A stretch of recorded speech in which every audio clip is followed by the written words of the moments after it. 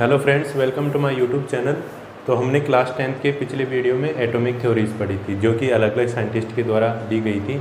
ठीक है, तो अब हम पढ़ रहे हैं क्लासिफिकेशन ऑफ द एलिमेंट्स। ठीक है, क्लासिफिकेशन ऑफ द एलिमेंट्स का जो क्लासिफिकेशन होता है वो पढ़ेंगे हम अपन। तो 18th सेंचुरी तक कितने एलिमेंट्स नॉन हो गए थे?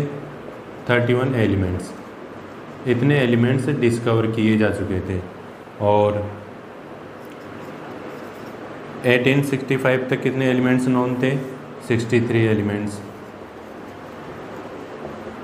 ये इतने एलिमेंट्स नॉन किए जा चुके थे। और प्रेजेंट टाइम के हिसाब से देखें, इन प्रेजेंट टाइम में कितने एलिमेंट्स नॉन हैं?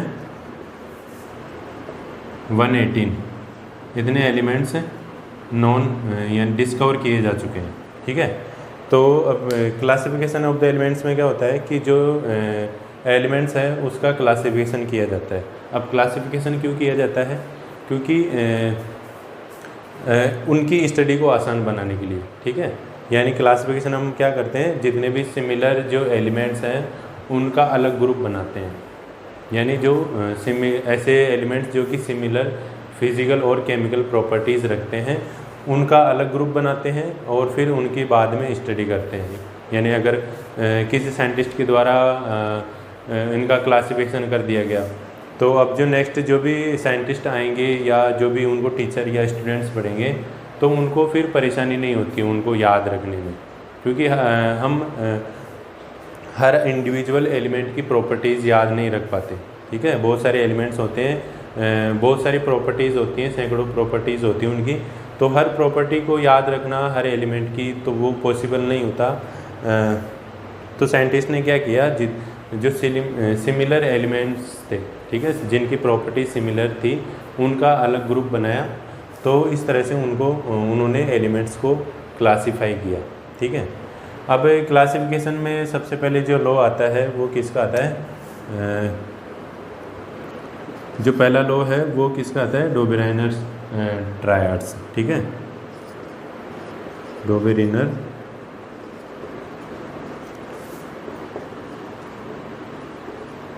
डोबेरिनर्स ट्रायड्स। तो एक साइंटिस्ट थे डोबेरिनर।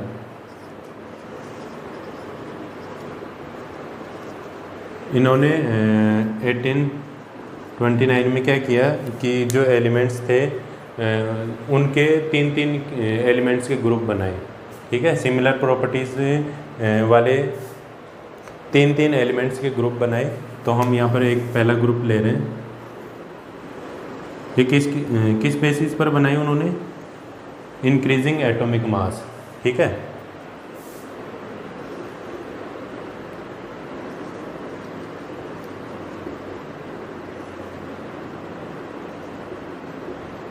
एटॉमिक में वेट या एटॉमिक मास।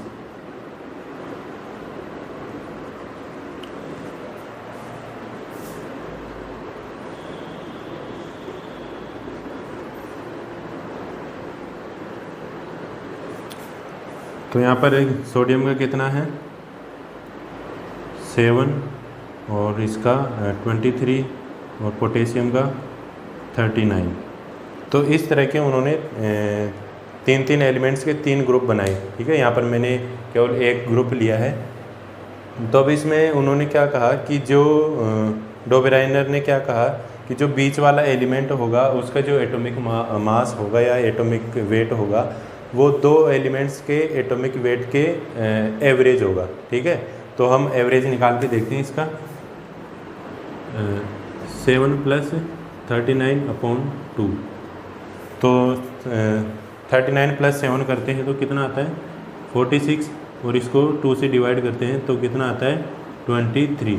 ठीक है, तो हमने अब यहाँ पर हम क्या देख रहे हैं कि जब हमने लिथियम और पोटेशियम का जो एटॉमिक मास का एवरेज निकाला तो कितना है? 23, जो कि किससे मैच हो रहा है?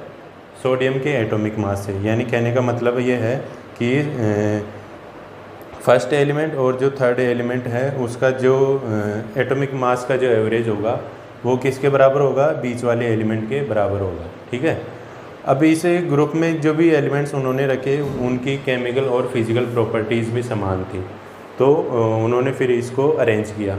ठीक है, अब इसकी डीमेरिट्स क्या हैं या लिमिटेशंस क्या हैं इस मॉडल की? Limitations,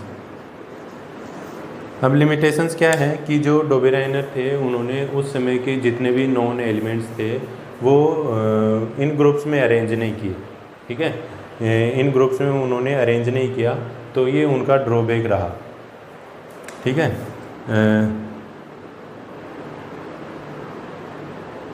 he could not classified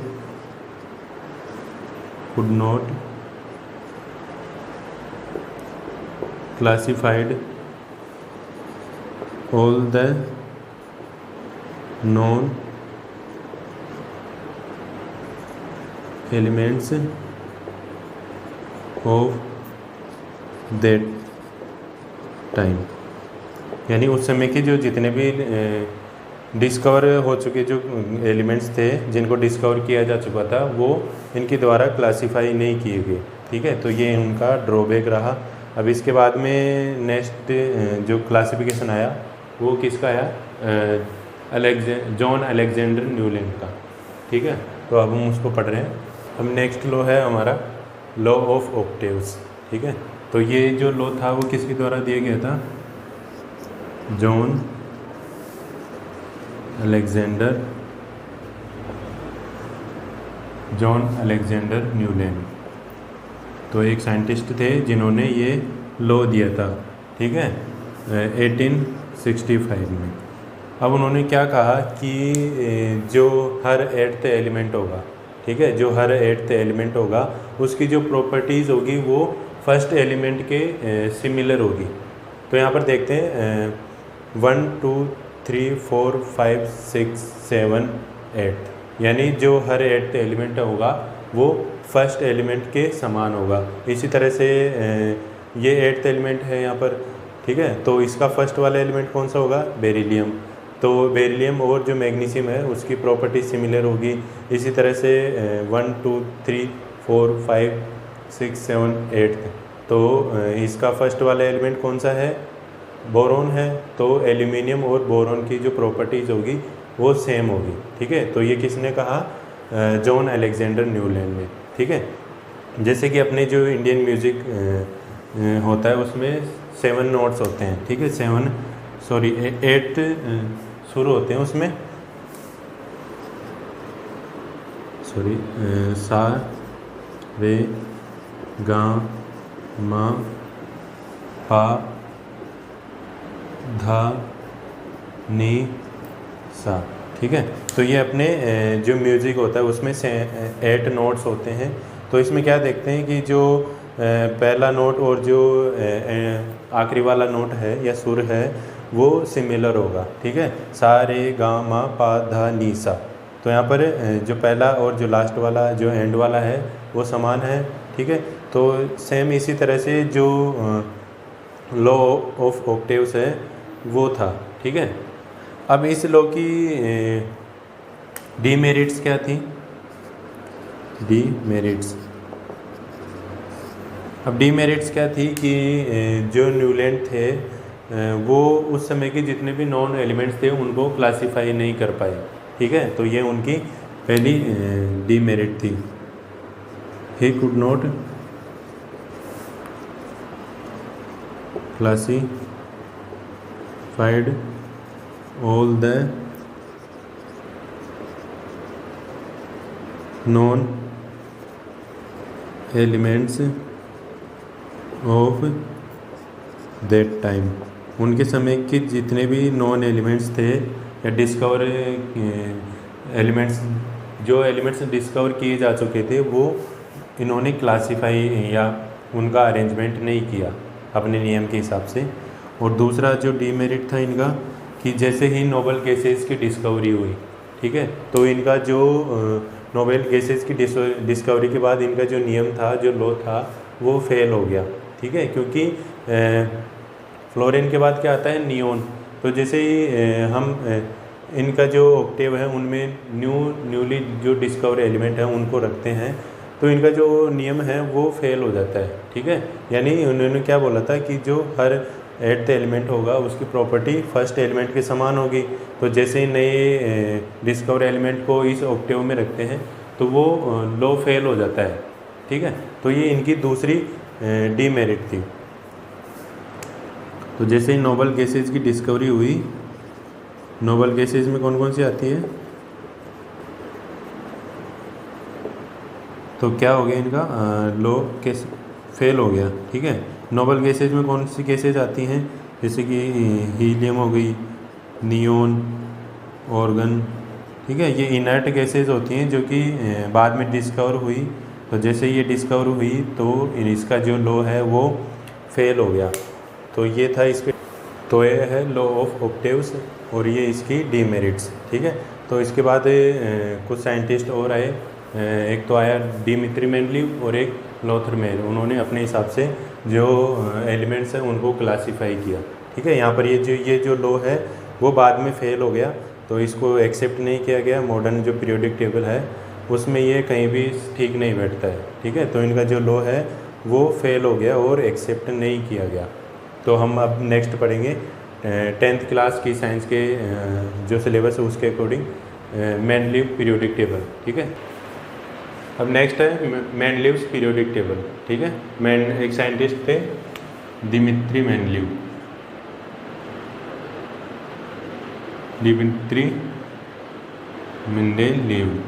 जिन्होंने ये पीरियोडिक टेबल बनाई थी। तो उन्होंने क्या किया, जो एलिमेंट्स थे उनको उनके इंक्रीजिंग एटॉमिक मास पर अरेंज किया। ठीक है, इंक्रीजिंग एटॉमिक मास या एटॉमिक वेट, इस बेसिस पर उनको अरेंज किया। जैसे कि आप इस रो में देख सकते हैं, यहाँ पर पहले हाइड्रोजन है और फिर उसके बाद लिथियम, बेरिलियम, बोरोन, कार्बन। तो इनके जो सबके एटॉमिक मासेज हैं वो इंक्रीज़ हो रहे हैं। ठीक है, तो इस तरह से हम जैसे रो में आगे बढ़ते जाते हैं तो जो इनका एटॉमिक मास है वो इंक्रीज़ होता जाता है। ठीक है, अब उन्होंने एक लॉ दिया, the physical and chemical properties of the elements are a periodic function of their atomic mass. यानी जो किसी भी एलिमेंट की जो केमिकल एंड फिजिकल प्रॉपर्टीज़ होगी वो उनके एटॉमिक मास का पीरियोडिक फंक्शन होगी। इसका मतलब है कि जैसे जैसे हम आगे बढ़ते हैं, ठीक है, जैसे जैसे हम इस रो में आगे बढ़ते हैं तो इनकी जो प्रॉपर्टीज़ हैं वो इंक्रीज़ होती जाती है। जैसे कोई एक प्रॉपर्टी है वो हम जैसे ही रो में आगे बढ़ते हैं तो वो प्रॉपर्टी इंक्रीज़ हो जाती है। वो क्यों हो रही है, क्योंकि इनका जो एटॉमिक मास है वो भी इंक्रीज़ हो रहा है। ठीक है, तो जैसे जैसे एटॉमिक मास इंक्रीज़ होता है तो कोई प्रॉपर्टी भी इंक्रीज़ होती जाती है। ठीक है, और दूसरा है कि कुछ फिक्स्ड एटॉमिक मास के बाद, ठीक है, कुछ फिक्स्ड एटॉमिक मास के बाद जो प्रॉपर्टी है वो रिपीट हो जाती है। जैसे कि इस रो में यहाँ पर आगे चलने के बाद मैं वापस इधर आता हूँ तो फिक्स्ड एटॉमिक मासेज के बाद जो प्रॉपर्टी है वापस रिपीट हो जाती है। ठीक है, जो सेम ग्रुप यहाँ पर जो ग्रुप बनाया हुआ है मैंने, इसमें सिमिलर प्रॉपर्टीज़ वाले एलिमेंट्स हैं। तो फिक्स्ड एटॉमिक मास के बाद जो प्रॉपर्टीज़ हैं वो रिपीट हो रही हैं। तो ये इस लॉ का मतलब है। अब मेंडलीव पीरियोडिक टेबल के कैरेक्टरिस्टिक्स क्या थे वो देखते हैं। उन्होंने क्या किया, जो पीरियोडिक टेबल थी उसमें 7 हॉरिजॉन्टल रोज बनाए। मैंने केवल यहाँ पर 6 ही बनाए हैं जो कि 10th की साइंस के अकॉर्डिंग है। ठीक है, 11th की साइंस जो केमिस्ट्री है उसमें 7 दे रखे हैं, तो आप 6 भी बना सकते हैं यहाँ पर 10th में। ठीक है, तो 7 हॉरिजॉन्टल रोज में उनको टेबल को बनाया। ठीक है, तो 7 हॉरिजॉन्टल रोज को क्या कहा उन्होंने, पीरियड।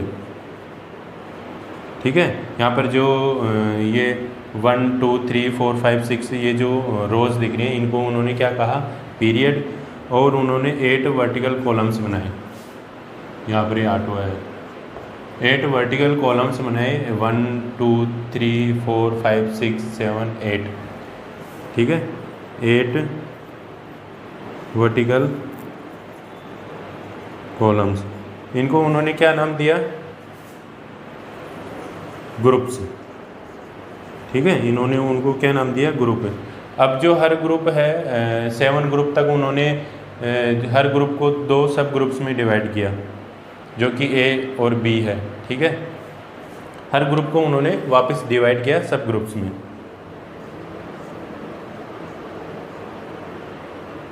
सब ग्रुप ए, सब ग्रुप ए एंड सब ग्रुप बी। अब उनको एलिमेंट्स को 2 ग्रुप्स में डिवाइड किया गया वापस सब ग्रुप्स में, क्योंकि यहाँ पर अब जब हम पीरियोडिक टेबल में देखते हैं तो जो ए सब ग्रुप वाले जो एलिमेंट्स हैं जो कि ए सब ग्रुप में आ रहे हैं उनकी प्रॉपर्टी सिमिलर है, और जो बी सब ग्रुप में जो एलिमेंट्स आ रहे हैं कॉपर, ये सिल्वर और ये एयू। ठीक है, तो जो सिमिलर प्रॉपर्टीज़ वाले जो एलिमेंट्स हैं वो सेम सब ग्रुप में आते हैं। ठीक है, सब ग्रुप में आते हैं। अब यहाँ पर जो पहला ग्रुप है उसमें कॉमन चीज़ क्या है कि जो ए सब ग्रुप और जो बी सब ग्रुप है उनकी जो वैलेंसी है वो समान होगी, बस ये इनमें कॉमन चीज़ है। बाकी जो ए ग्रुप है और जो बी सब ग्रुप है वो सिमिलर एलिमेंट्स को रखते हैं। ठीक है, यहाँ पर ये सब ग्रुप बी आ जाएगा।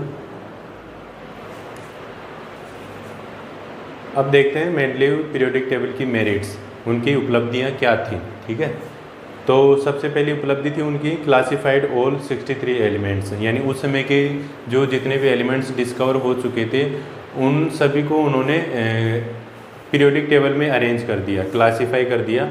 तो ये उस समय की बड़ी उपलब्धि थी जो कि उस समय का कोई भी साइंटिस्ट नहीं कर पाया था। ठीक है, अब सेकंड है elements with similar properties arrange in same group, यानी जो सिमिलर प्रॉपर्टीज़ वाले एलिमेंट्स थे उन्होंने उनको सेम ग्रुप में अरेंज किया। तो ये भी उस समय बड़ी उपलब्धि थी। ठीक है, और सभी को फिर उन्होंने अरेंज भी किया जितने भी नॉन एलिमेंट्स थे उस समय के। अब तीसरी है गैप्स फॉर अनडिस्कवर्ड एलिमेंट्स, यानी उन्होंने क्या किया कि उन्होंने एटॉमिक मास के इंक्रीजिंग ऑर्डर में जो एलिमेंट्स थे उनको अरेंज किया। तो कुछ एटॉमिक मास वाले जगह छूट रही थी उनकी। ठीक है, जो कि उस समय उस एटॉमिक मास वाले जो एलिमेंट्स थे वो डिस्कवर नहीं हुए थे। ठीक है, तो उन्होंने क्या किया, उस एटॉमिक मास वाले जो एलिमेंट्स थे उनके लिए जगह छोड़ दी।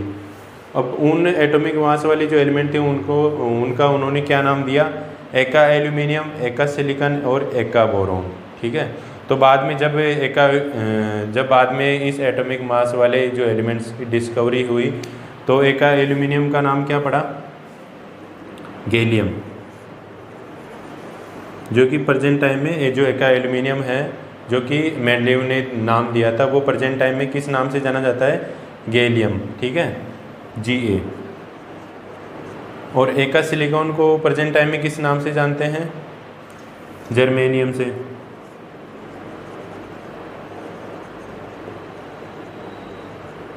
ठीक है, जर्मेनियम। और तीसरा है एका बोरोन। एका बोरोन को प्रेजेंट टाइम से किस नाम से जानते हैं, स्कैंडियम। सॉरी,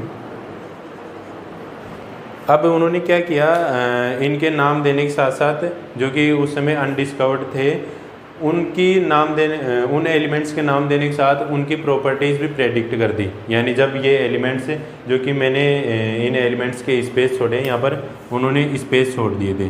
ठीक है, यानी खाली जगह छोड़ दी थी यहाँ पर, तो खाली जगह छोड़कर इन एलिमेंट्स की उन्होंने इन एलिमेंट्स की प्रॉपर्टीज़ प्रेडिक्ट कर दी, है ना, यानी भविष्यवाणी कर दी कि जब ये एलिमेंट्स डिस्कवर होंगे तो इनकी ये प्रॉपर्टीज़ रहेगी। तो जब बाद में ये खाली स्पेस वाले जो एलिमेंट्स थे वो डिस्कवर हुए और उनकी प्रॉपर्टीज़ स्टडी की गई, तो जो मेंडलीव ने जो प्रॉपर्टीज़ बताई थी और जो बाद में जो प्रॉपर्टीज़ स्टडी की गई वो समान निकली। ठीक है, जो इनकी बड़ी उपलब्धि रही उस समय की। तो ये है मेंडलीव पीरियोडिक टेबल की मेरिट्स। ठीक है, अब बात करते हैं मेंडलीव पीरियोडिक टेबल की डीमेरिट्स। इससे पीरियोडिक टेबल की कमियां क्या हैं। तो पहली कमी है ग्रुपिंग ऑफ डिसिमिलर एलिमेंट्स, यानी उन्होंने मेंडलीव ने क्या किया कि जो डिसिमिलर एलिमेंट्स थे उनको एक ही ग्रुप में रख दिया। ठीक है, यहाँ पर पहले ग्रुप की बात करें तो पहले ग्रुप में कॉपर, सिल्वर और जो गोल्ड, इनको किसके साथ रख दिया, सोडियम, पोटेशियम और लिथियम, इनके साथ रख दिया। ठीक है, अब कॉपर, सिल्वर और गोल्ड और सोडियम, पोटेशियम और लिथियम की सिमिलरिटी की बात करें तो इनमें केवल एक ही सिमिलरिटी पाई जाती है कि ये मेटल्स होते हैं, बाकी इसके अलावा इनमें कोई भी सिमिलरिटी नहीं पाई जाती। तो इन्होंने इनको सेम ग्रुप में अरेंज कर दिया। ठीक है, अब दूसरा डीमेरिट है similar elements separated. Similar property रखने वाले जो एलिमेंट्स थे वो उन्होंने अलग अलग कर दिए। ठीक है, जो कि उनकी दूसरी डीमेरिट थी। एग्जाम्पल के तौर पे बात करें तो जो गोल्ड है और जो प्लेटिनम है वो सिमिलर प्रॉपर्टी रखते हैं, तो उन्होंने क्या किया, अलग अलग रख दिया फिर भी। ठीक है, यहाँ पर प्लेटिनम को उन्होंने 8th ग्रुप में रखा और गोल्ड को 1st ग्रुप में रखा, तो ये यहाँ पर उन्होंने गलती कर दी। ठीक है, तो ये उनकी दूसरी डीमेरिट रही। और तीसरा जो उनका डीमेरिट है, डिड नॉट अरेंज आइसोटोप्स, यानी अगर इनके पीरियोडिक टेबल के अरेंजमेंट की बात करें तो इन्होंने किस बेसिस पर अरेंज किया कि जो एलिमेंट्स थे उनको इंक्रीजिंग एटॉमिक मास पर, ठीक है, यानी एटॉमिक मास के इंक्रीजिंग ऑर्डर में उनको अरेंज किया। तो अब जो हाइड्रोजन है उसके नेचर में 3 आइसोटोप्स पाए जाते हैं। आइसोटोप्स का मतलब ऐसे एलिमेंट्स जिनके एटॉमिक नंबर तो सेम होते हैं जबकि उनके जो एटॉमिक मास होते हैं वो डिफरेंट होते हैं। तो हाइड्रोजन के नेचर में 3 आइसोटोप्स पाए जाते हैं, हाइड्रोजन 1, हाइड्रोजन 2 और हाइड्रोजन 3। अब इनके नियम के अकॉर्डिंग देखें तो हाइड्रोजन को अलग अलग पोजीशन मिलनी चाहिए, हाइड्रोजन 1 यहाँ पर, हाइड्रोजन 2, हाइड्रोजन 3, तो इन्होंने इनको अरेंज नहीं किया, अपने ही लॉ के अकॉर्डिंग इनको अरेंज नहीं किया। और दूसरा एग्जांपल है ऑक्सीजन। ऑक्सीजन के 2 आइसोटोप्स पाए जाते हैं, O16 और O18, तो ये भी अलग अलग एटॉमिक मास रखते हैं, तो इनके नियम के अकॉर्डिंग अरेंज होने चाहिए, तो इन्होंने इनको अलग अलग अरेंज नहीं किया, केवल एक ही ऑक्सीजन को इन्होंने अरेंज किया। ठीक है, तो ये इनकी तीसरी डीमेरिट रही। चौथी डीमेरिट है पोजीशन ऑफ हाइड्रोजन। जो हाइड्रोजन की पोजीशन है वो इन्होंने ठीक नहीं रखी। हाइड्रोजन किस में आता है, नॉन मेटल्स में आता है, तो इन्होंने हाइड्रोजन को मेटल्स के साथ रख दिया। यहाँ पर जो lithium, sodium, potassium, copper, rubidium, silver, ये सभी किस में आते हैं, मेटल्स में आते हैं, जबकि जो हाइड्रोजन है वो नॉन मेटल्स में आता है। तो हाइड्रोजन को इन्होंने मेटल्स के साथ अरेंज कर दिया, जो कि इनकी चौथी डीमेरिट रही। ठीक है, ये जो हाइड्रोजन की पोजीशन है ये जो मॉडर्न पीरियोडिक टेबल है उसमें भी ये कमी है। ठीक है, उसमें भी हाइड्रोजन को मेटल्स के साथ अरेंज किया गया है। अब 5th अगर डीमेरिट की बात करें तो क्या है, did not follow on rule at some places, यानी जो मेंडलीव थे उन्होंने खुद के ही लॉ को फॉलो नहीं किया। ठीक है, उन्होंने एलिमेंट्स को इंक्रीजिंग एटॉमिक मास पर अरेंज किया, तो खुद के ही लॉ को फॉलो नहीं किया। अब यहाँ पर देखें जो टेलोरियम है उसका एटॉमिक मास कितना है, 127। ठीक है, और आयोडीन का कितना है, 126। अब आयोडीन इनके लॉ के बेसिस पर पहले आना चाहिए और टेलोरियम बाद में आना चाहिए, जो कि इन्होंने अरेंज नहीं किया, तो ये इनकी 5th डीमेरिट थी। ठीक है, तो ये था मेनली पीरियोडिक टेबल।